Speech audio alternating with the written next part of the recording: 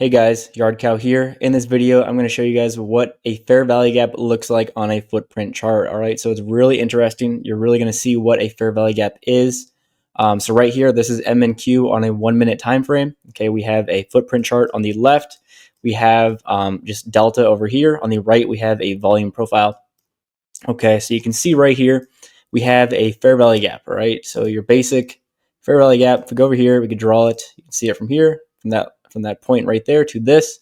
That is our fair value gap. Just drag it to the right a little bit.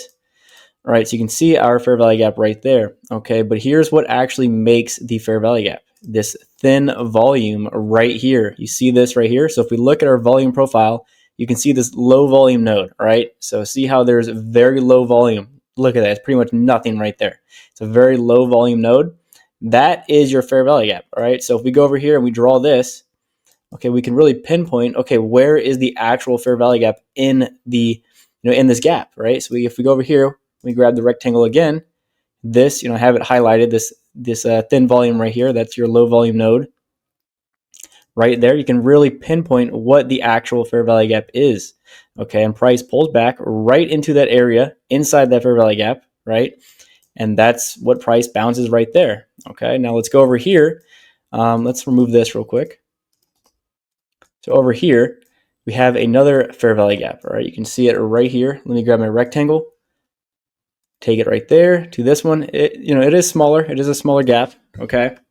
But if we look at the volume profile right here, all right, there's no thin volume. There's no low volume node, right? This is pretty thick volume. And what happens when price pulls back into this?